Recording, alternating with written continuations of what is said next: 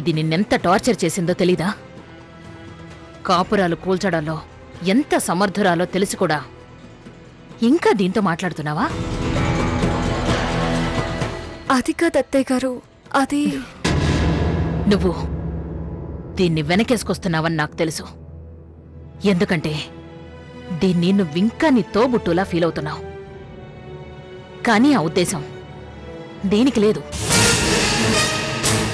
దీని మనసులో ఉన్న పగ, ప్రతీకారం, కుళ్ళు, కుతంత్రం ఇంకా దీని కళ్ళలో నాకు కనిపిస్తూనే ఉన్నాయి. నువ్వు దీనికెంత దూరంగా ఉంటే అంత మంచిది.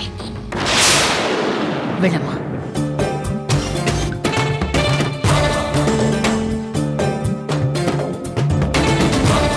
నీ కోడల గురించి నీకింకా పూర్తిగా తెలీదు.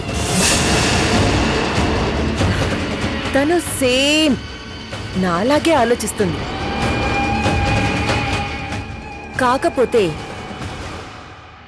నేను దాని కాపురం కూల్చడానికి ఆలోచిస్తున్నాను. ఆ పిచ్చిది నా కాపురం నిలబెట్టాలని ప్రయత్నిస్తుంది.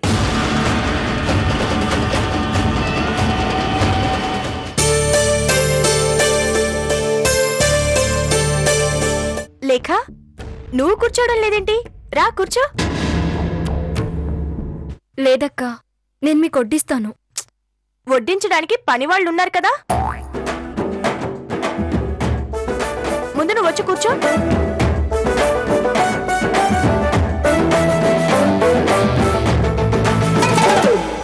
రా లేఖ.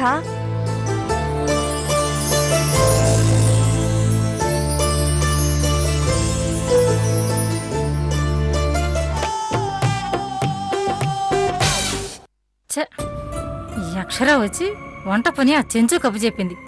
ఏం వంటరా బాబు, తినలేక చస్తున్నా. లేక వంట చేస్తే ఎంత బాగుండేది. అదేంటత్తయ్య గారు, భోజనం సరిగ్గా చేయట్లేదు? ఏ కూరలు బాలేవా? అబే ఏమి లేదమ్మా, కాస్త కూరలో ఉప్పు తగ్గిందంతే. ఏ చెంచులక్ష్మి, కూరలో ఉప్పు తగ్గిందంట చూసుకోలేదా? ఉప్పే కదా తగ్గింది, అక్కడే ఉంది కదా, వేసుకోవచ్చుగా.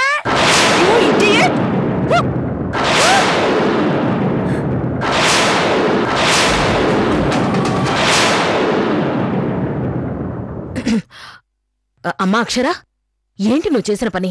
క్షమించండి అత్తయ్య, నేను పొరపాటు చేశాను.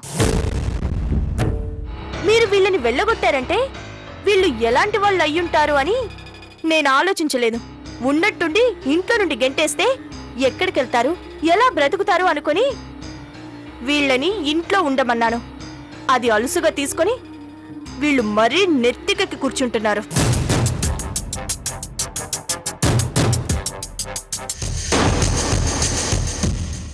శ్రీరామ్ కోసమా లేక? అవును రేఖ, నీ పని బావుంది లేక. హాయిగా భర్తకి సేవ చేసుకుంటూ ఆనందంగా ఉన్నావు. నేనే ఎందుకు పనికి రాకుండా అయిపోయాను.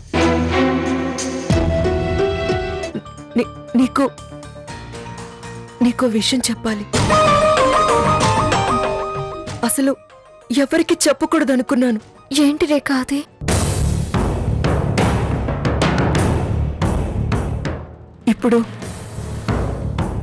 ఇప్పుడు నేను కడుపుతో ఉన్నాను లేక.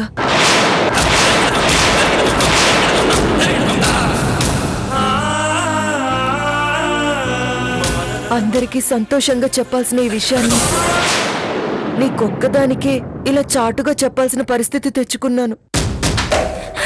ఏంటి రేఖ నువ్వనేది? ఎందుకు ఈ విషయం దాస్తున్నావు? పద బావగారికి చెప్దాం. ప్లీజ్ లేక, ఈ విషయం ఎవరికి చెప్పొద్దు. నువ్వు చెప్పావంటే నా మీద ఒట్టే. నాకు చెప్పడం ఇప్పుడు ఇష్టం లేదు. అది కాదు రేఖ, సమయం వచ్చినప్పుడు చెప్దాం. అంతవరకు ఎవరికి చెప్పనని మాట ఇవ్వు. నువ్వు మాటిస్తున్నావు అంతే. సరే రేఖ, నీ ఇష్టం, చెప్పంలే. నీకు తెలిసింది కదా, నాకు చాలు.